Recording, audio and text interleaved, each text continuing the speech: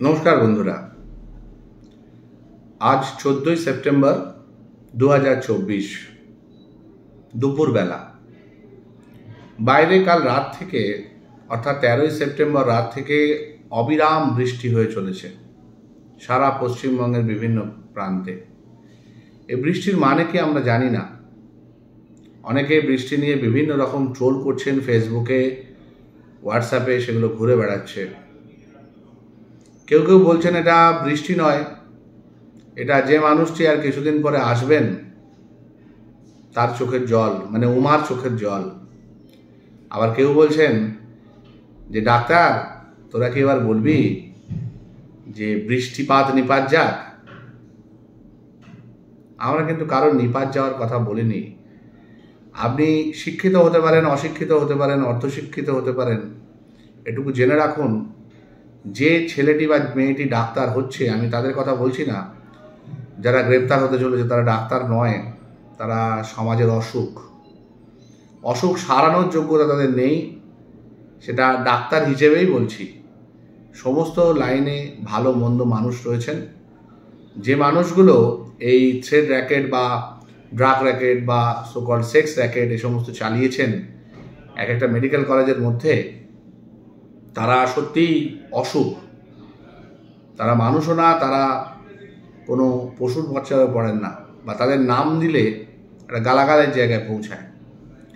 তাদের কথা বলছি না, কিন্তু যারা প্রকৃত ডাক্তার, যারা ডাক্তারিকে ভালোবেসে প্যাশানে, যেরকম আমাদের তিলোত্তমা ছিলেন বা ছিল, আমাদের বোন হয়তো ছিলই বলা উচিত, চলে গেছে আমাদের ছেড়ে। ও কিন্তু কাজটাকে বড্ড ভালোবাসতো, ডাক্তারিটাকে বড্ড ভালোবাসতো।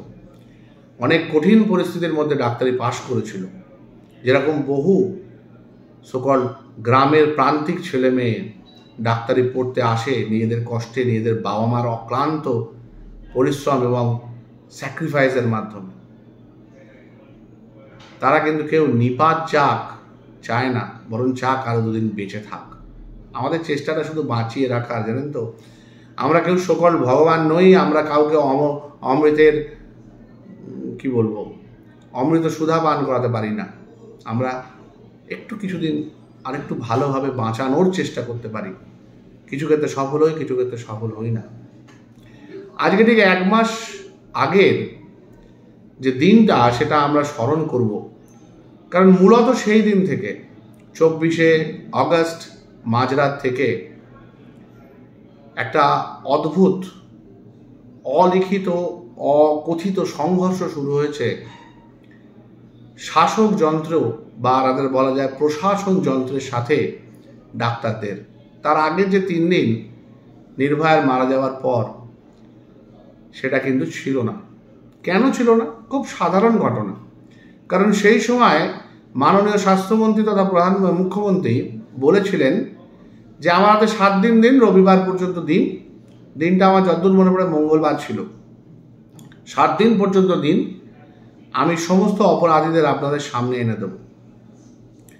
কিন্তু নির্ভয়ার বাবা মা সেটাকে মেনে নেননি। তিনি সুপ্রিম কোর্টে অ্যাপিল করেছিলেন এবং সঙ্গে সঙ্গেই পুরো তদন্ত ভার সিবিআই এর হাতে চলে যায় এবং পরবর্তীকালে সুপ্রিম কোর্ট সুমোটো মামলা করেন। সুপ্রিম কোর্টের এই সুমোটো মামলা কিন্তু স্বতঃস্ফূর্ত, একটা স্বতঃস্ফূর্ত গণ অভ্যুত্থান, যেটা স্বাধীনতার পর থেকে এই পরিমাণে হয়নি। আজও বিশ্বাস করবেন, আজও গতকাল যখন বৃষ্টিতে ভিজছে, লোকে তিরপল, ট্যানার এ সমস্ত ক্যাম্প খাট 45টা দাবি করার 8 ঘন্টা পরে ওদের লিখতে হয়েছে যে আর প্রয়োজন নেই, অনেক এসে গেছে। ভাবতে পারেন?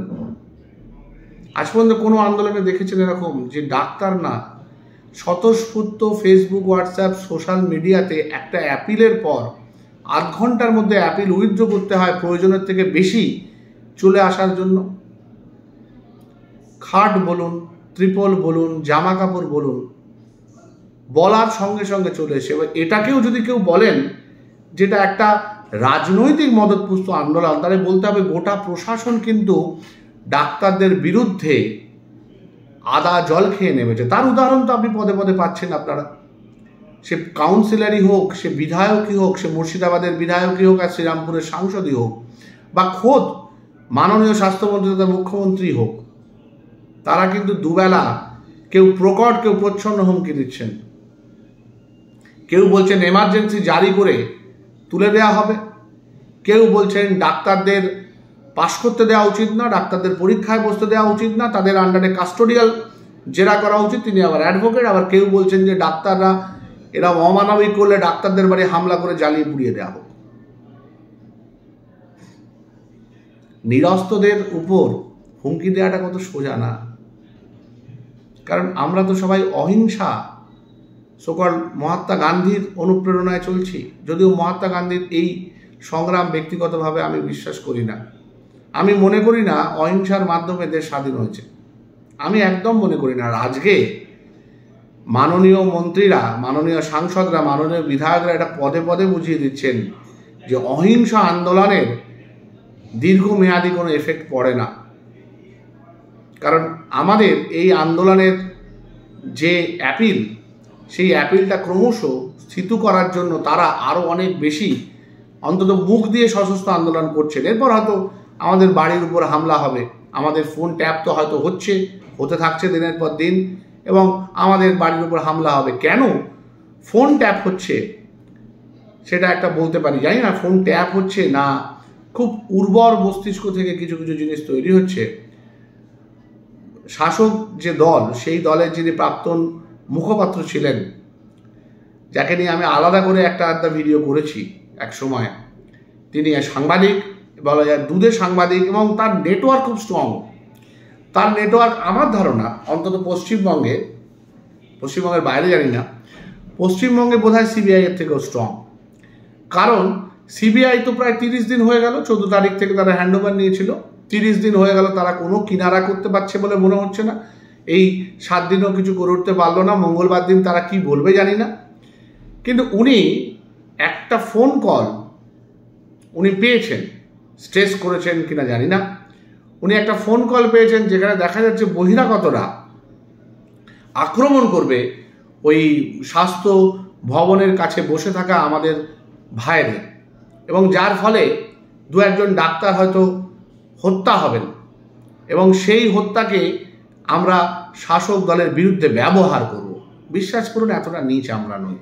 শাসক দল 29 জন এক মাসে মারা যাওয়া রুগীর জন্য রাজনীতি করতে পারেন, বিনা চিকিৎসায় মারা যাব বলতে পারেন, তাদেরকে 2 লক্ষ টাকা করে দেওয়ার ঘোষণা করতে পারেন, যেরকম তারা নির্ভয়ার বাবাকে 9 তারিখে একদম যখন মৃতার বডি বাড়িতে এসছে সেই সময় পুলিশ ডিসি নটকে দিয়ে ঘুষ দেওয়ার চেষ্টা করেছিলেন এবং প্রকাশ্যে 10 লক্ষ টাকা দেবেন বলেছিলেন। ডাক্তার তো মৃত্যুর রেট একটু বেশি, 10 লক্ষ টাকা, আর যারা বিনা চিকিৎসায় মারা গেছেন বলে দাবি হচ্ছে এবং সেটার জন্য 2 লক্ষ টাকা। দেখুন, একটা মৃত্যুর জন্য যদি সরকার দুঃখ প্রকাশ করে, বিনা চিকিৎসায় মারা যাচ্ছে স্বীকার করে, এবং তার জন্য ক্ষতিপূরণ বাবদ, কত টাকাটা বড় কথা না, ক্ষতিপূরণ দিতে যখন সম্মত হন, তখন একটা ইনডিরেক্ট স্বীকারোক্তি কিন্তু হয়েই যাচ্ছে। আমরা জানি না, যেরকম আমাদের মেডিকেল নেগলিজেন্স প্রমাণ করার জন্য একটা আলাদা বোর্ড আছে সরকারের, সেটা রাজ্য সরকারের আছে, আইএমের আছে এবং কেন্দ্রীয় সরকারের আছে। সেখানে কিছু ডাক্তার এবং অডাক্তার কিছু মানুষ, যাদের মধ্যে উকিল আছেন, যাদের মধ্যে সমাজসেবী আছেন, তারা সবাই মিলে একজন ডাক্তারের চিকিৎসার গাফিলতি হয়েছে কিনা, এক বা একাধিক ডাক্তার এবং ইনস্টিটিউটের, যেরকমটা আমরি ঢাকুরিয়ার ক্ষেত্রে হয়েছিল, আর আমরি আগুন লাগার ক্ষেত্রে, বা যেটা আমাদের কিছু মাননীয় প্রফেসর প্রাক্তন চিকিৎসকের হয়েছিল, যে চিকিৎসার গাফিলতি, সেই চিকিৎসার গাফিলতি প্রমাণের কিন্তু একটা নির্দিষ্ট পথ আছে, নির্দিষ্ট সংস্থা আছে, এবং সেখানে বিচার বিভাগীয় তদন্ত হয় সকল, যেরকম পুলিশের ক্ষেত্রে হয়ে থাকে, যেরকম অন্যান্য দপ্তরে হয়ে থাকে।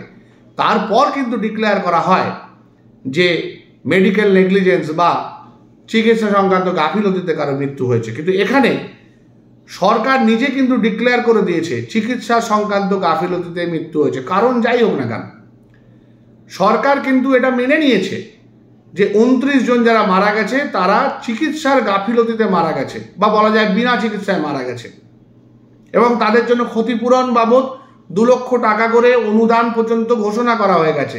তার মানে এটাতে শিলমোহর পড়ে গেছে।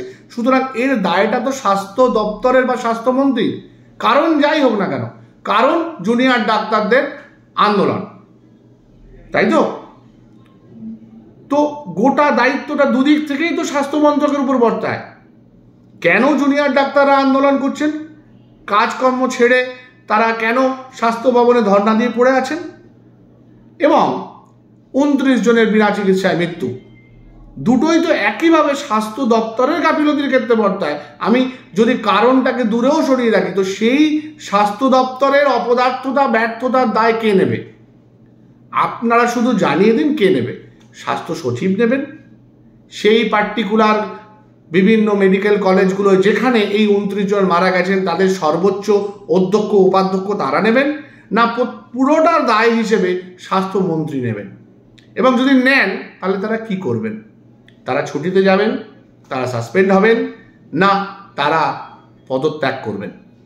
তার কারণ এই জিনিসটা যদি ইন্ডিভিজুয়াল ডাক্তারদের ক্ষেত্রে হয়, সেক্ষেত্রে কিন্তু আমাদের উপর পানিশমেন্ট হয়, ডাক্তারদের উপর কিন্তু পানিশমেন্ট হয়। কারোর রেজিস্ট্রেশন পার্মানেন্টলি ইরেজ করা হয়, কারোর নির্দিষ্ট সময়, কারো 3 মাস, 6 মাস, 12 মাস, 5 বছর অবধি তারা ডাক্তারি করতে পারবেন না, এই জায়গা অবধি যাওয়া হয়।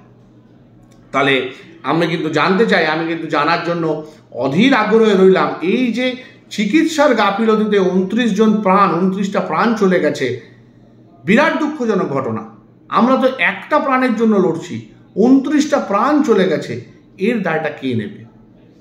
এবং আরো বড় করে বলতে হবে একটা জিনিস আজকে, সেটা হচ্ছে ধরুন এই যে থ্রেট কালচারটা চলছিল বলে এখনো পর্যন্ত আমরা জেনেছি, যেখানে পয়সা দিয়ে যে ফেল করেছে তাকে পাশ করিয়ে দেওয়া হতো, যে পাশ করেছে তাকে ফেল করিয়ে দেওয়া হতো, যে এক জায়গায় চাকরি করছে তাকে অন্য জায়গায় পাঠিয়ে দেওয়া হতো।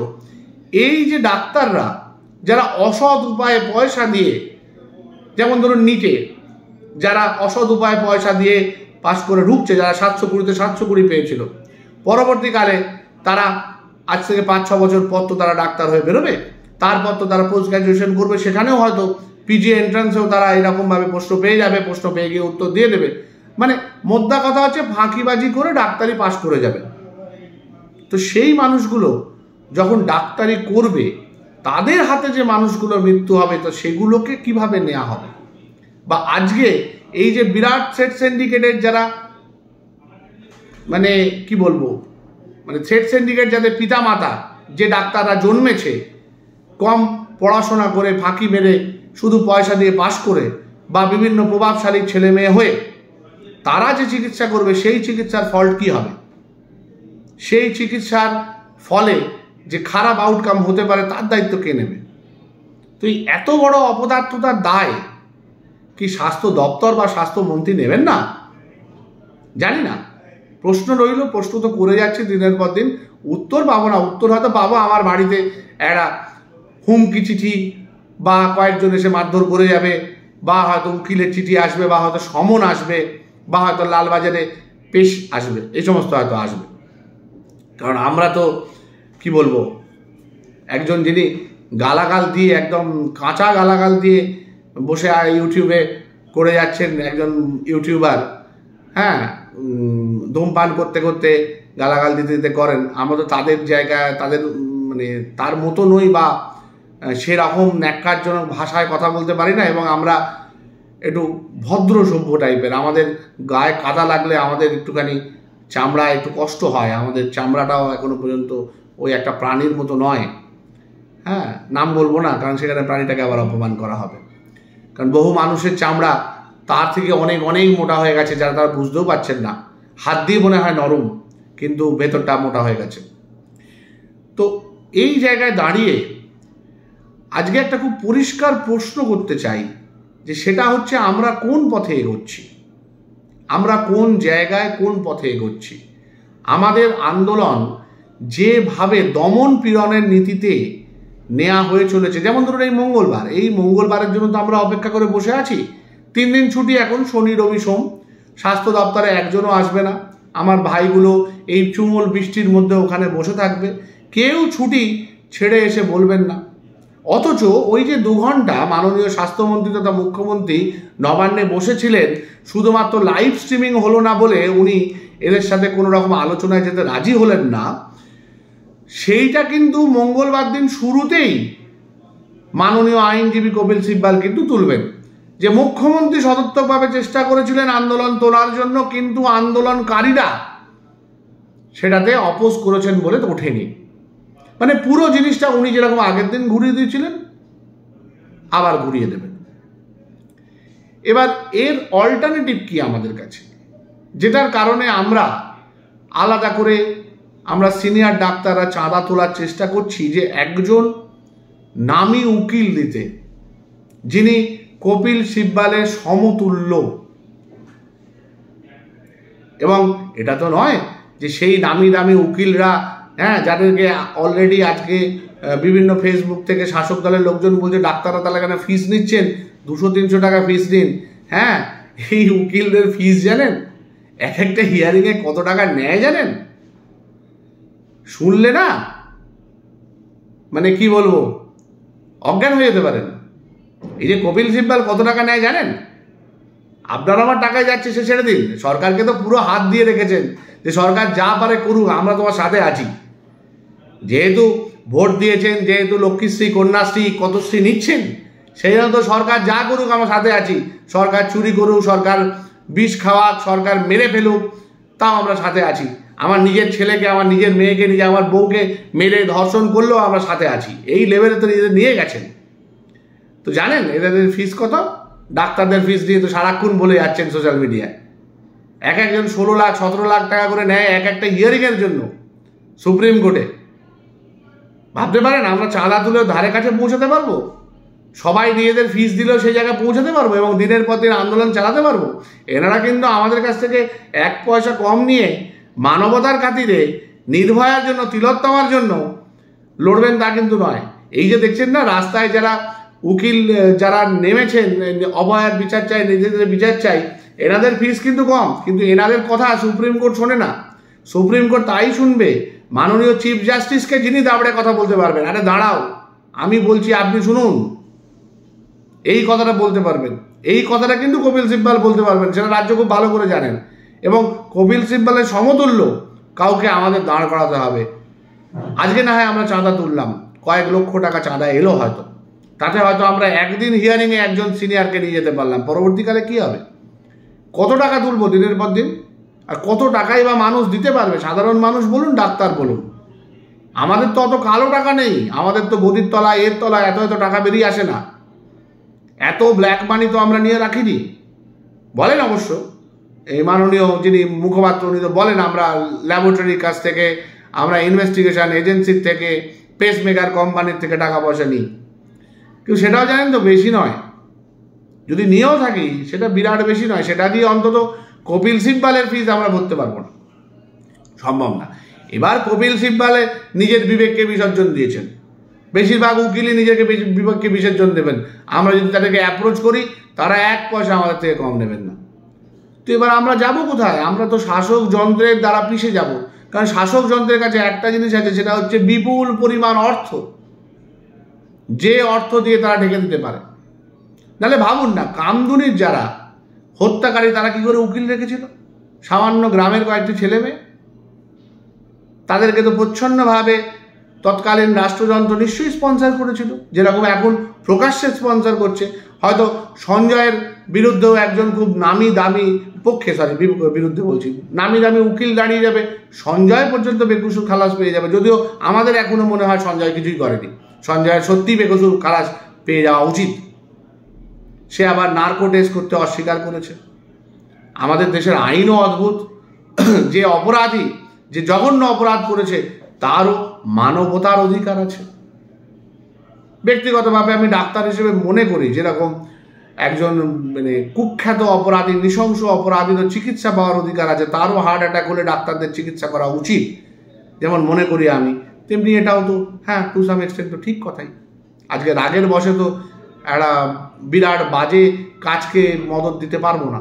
এটাই তো আমাদের শিক্ষার ব্যাপার।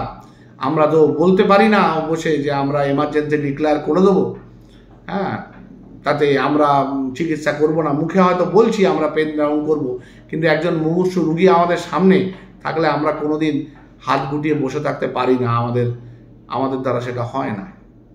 তাহলে একটা আন্দোলন কিছু নিরীহ জুনিয়র ডাক্তারকে আর তাদের পাশে থাকা সিনিয়র ডাক্তারদের, যেটা সংখ্যা হয়তো সব মিলিয়ে 1 লক্ষ নয়, সেই রকম একটা ডাক্তারি কমিউনিটির বিরুদ্ধে গোটা একটা প্রশাসন, যার প্রশাসনের মধ্যে সাংসদ আছে, বিধায়ক আছে, মন্ত্রী আছে, তারপর আপামর তাদের সমর্থকরা আছে, জেলায় জেলায় তাদের পঞ্চায়েত আছে, জেলায় জেলায় তাদের কাউন্সিলর আছে, শহরে শহরে সবাই মিলে একসাথে আদা জল খেয়ে নেমেছে। মানে কিছুটা সেই কুরুক্ষেত্রের অভিমন্যুর মতো হয়েছে আমাদের অবস্থা। 7 মহারথী শিশুরে বধিয়া ফোলায় বেহায়া ছাতি। কিন্তু কালকে একটা জিনিস দেখতে পেয়েছি জানেন তো, যতই বলা হোক যারা আন্দোলনের মধ্যে 2-1 জন নাকি পলিটিক্যাল লোক ঢুকে গিয়ে আন্দোলনটাকে পলিটিসাইজ করে রেখেছে, আন্দোলনটা অ্যাকচুয়ালি রাজনৈতিক আন্দোলন, যেটা শাসক দল বারবার বোঝানোর চেষ্টা করছে। কালকে যে পরিমাণে একবার ফোন করার সঙ্গে সঙ্গে 8 ঘন্টার মধ্যে অত জামা কাপড় চলে আসছে, অত তিরপল, অত ক্যাম্প খাট চলে আসছে, এটাতে কিন্তু আমাদের মনে একটা ক্ষীণ আশা হলেও আশা রয়েছে।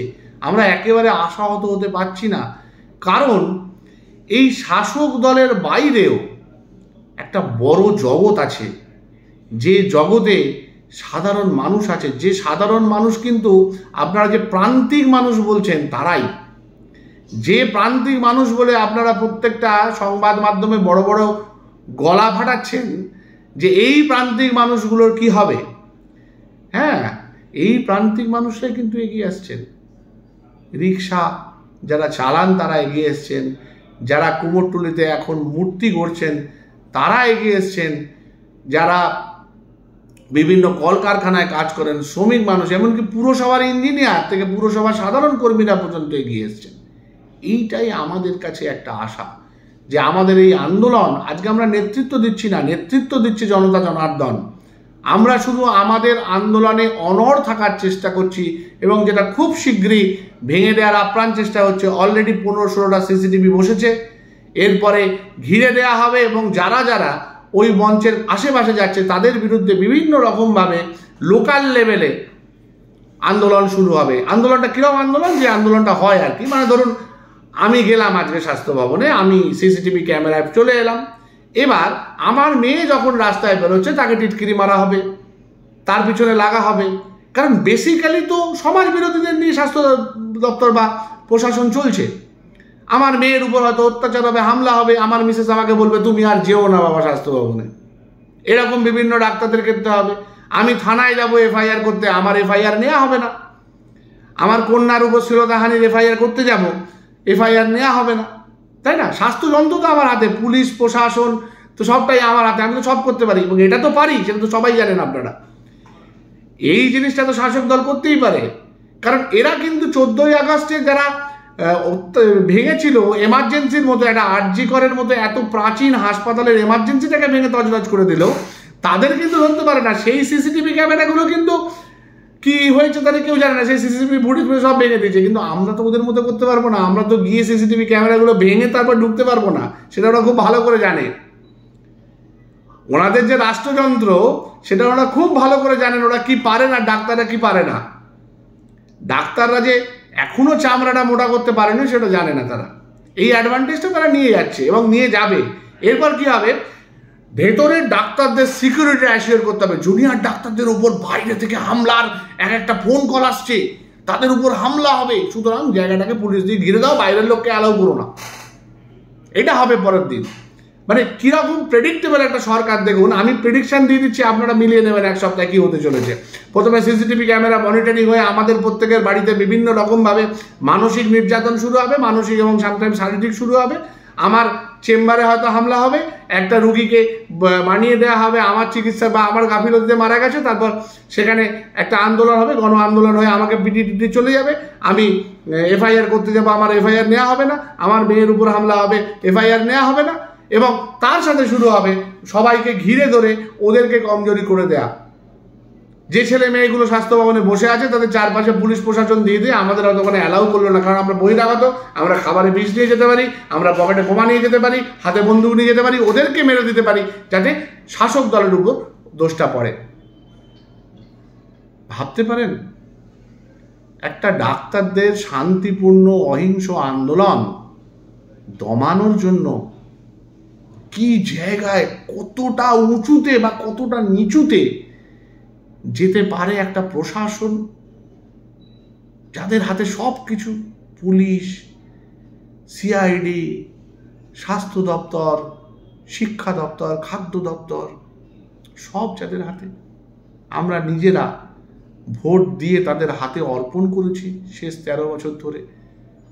আর একটা সরকার পাল্টেছিলাম 34 বছরের সরকার, এই ভেবে যে ওই 34 বছরের জিনিসটা রিপিটেশন হবে না। আমরা কি আবার পাল্টাবো 26-এ? কারা আসবে? এদের থেকেও খারাপ লোকজন। ভাবতে পারেন, জাস্ট ভাবতে পারেন কোন জায়গায় আমরা আছি। দেশ ছেড়ে রাজ্য ছেড়ে চলে যেতে হবে, কারণ দেশের অবস্থা তো আরো খারাপ। দেশের অবস্থা তো আরো খারাপ।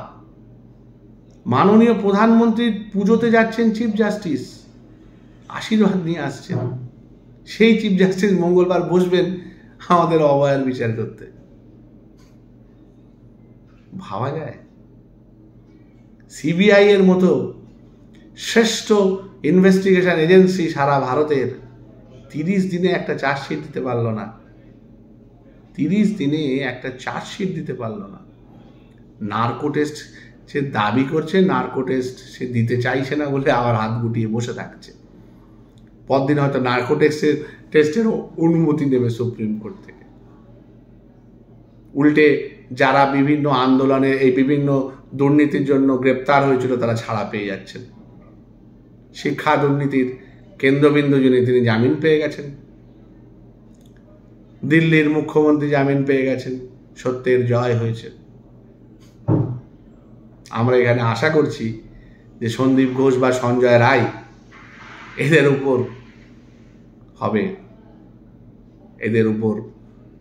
এদের কি বলবো, বিচার হবে। কার উপর নির্ভর করবো বলুন না? সর্বোচ্চ বিচারালয়, না সর্বোচ্চ ইনভেস্টিগেটিং এজেন্সি, নাকি দেশ ছেড়ে চলে যাব, নাকি মেয়েকে বিদেশে নিয়ে চলে যাব? পয়সা নেই অত নিয়ে যাওয়ার, ক্ষমতা নেই, এখানেই থাকতে হবে। দেখা যাক। একটাই আশা, এখন এই আন্দোলন কিন্তু আর আমাদের আন্দোলন শুধু নেই, জনতা জনার্দনের আন্দোলন আছে। কোনো পলিটিক্যাল রং সেখানে নেই। যদি পলিটিক্যাল লোকজন এসেও থাকে, তারা কিন্তু সম্পূর্ণভাবে পলিটিক্যালি গোটা জিনিসটা পরিচালনা করার চেষ্টা করছেন। আর ব্যক্তিগতভাবে জুনিয়রদের পাশে ছিলাম, আছি, থাকব জীবনের শেষ দিন, শেষ মুহূর্ত পর্যন্ত। তাতে যত খারাপ অবস্থায় আমার পরিবারের বা আমার ব্যক্তিগতভাবে হোক না কেন। তবে হ্যাঁ, একটু তো মন খারাপ। একটা এত বড় ইনস্টিটিউশনের, আরজি করের মতো এত বড় একটা মেডিকেল ইনস্টিটিউশন, এত বড় ইতিহাস, যার তার এমার্জেন্সিটা ভেঙে গেল, তছনছ হয়ে গেল। সেটার কারা ভেঙেছে আইডেন্টিফাই করার জন্য কাগজে বিজ্ঞাপন দিতে হয় পুলিশ প্রশাসনকে। তাদেরকে আইডেন্টিফাই করে দিলে তাদের যে কি হলো, তাদের ধরা হলো, তারা কাস্টাডিতে আছে, তাদের জিজ্ঞাসাবাদ হচ্ছে কিনা কেউ জানতে পারে না। অথচ একটা ফোন কল হওয়ার সঙ্গে সঙ্গে সেই কলটা আবার আগে আসছে তৃণমূলের মুখপত্রের কাছে। মানে তার কাছে সবার নাম্বারের কল রেকর্ডিং আসে কিনা জানি না, পুলিশ প্রশাসন থেকে একটা দলের প্রাক্তন মুখপত্রের কাছে কল রেকর্ডিং চলে আসে এবং তার বেসিসে, তার দেয়া বেসিসে সেই দিনই বিকেলে গ্রেপ্তার হয়ে যায়। এত তৎপর একটা পুলিশ চুপ করে দাঁড়িয়ে থাকে একটা গোটা এমার্জেন্সি ভেঙে যাওয়া দেখে। গাইনি ডিপার্টমেন্টের বাথরুমে ঢুকে যায়, গাইনি ডিপার্টমেন্টের বেডের নিচে চলে যায়। সেই পুলিশ 1 মাস পরে একটা ফোন কলের বেসিসে কয়েক ঘন্টার মধ্যে লোকজনকে গ্রেপ্তার করে দেয়। ভাবুন তো আপনি কি বলবেন, এরা ইনকম্পিটেন্ট, না তারা যেচে আন্দোলনটাকে দাবানোর চেষ্টা করছে এবং যেতে একটা ইনভেস্টিগেশনকে ডিলে করছে। এরপরও আমাদের পুলিশ প্রশাসন, সিবিআই, সুপ্রিম কোর্ট, এদের উপর আস্থা রাখতে হবে। আমরা আস্থা রেখে 2026 বা পরবর্তীকালে 2024-এর পর যে 2029 বা 30-এ যখন ভোট হবে, আমরা এই সরকার, কেন্দ্রীয় সরকার, রাজ্য সরকারকে ভোট দিতে যাব। কারণ সব তো ভুলে যাবে লোকজন। 2026-এ কিন্তু আর 2024 মনে থাকবে না। এবং ভোট দিলেও কাকে দেব? অল্টারনেটিভ কে আছে? আমাদের তো এখন সত্যিকারের ডবল ইঞ্জিন সরকার চলছে পশ্চিমবঙ্গে, যে সরকারের উপর কেন্দ্রের হাত চোখের জলের মতো পরিষ্কার। তো আমরা যাব কোথায়? কোথায় যাব বলতে পারেন? একমাত্র জনতা পারে এই আন্দোলনকে নিয়ে এটার শেষ অবধি যেতে। যদি জনতা হাঁপিয়ে না যায়, হারিয়ে না যায়, কি বলবো, ডিপ্রেস না হয়ে যায়, বিষাদগ্রস্ত না হয়ে যায়। দেখা যাক। তাকিয়ে আছি সেই সীমার দিকে, যে সীমা পার হতে আর হয়তো কয়েক মুহূর্ত বাকি। ভালো থাকবে।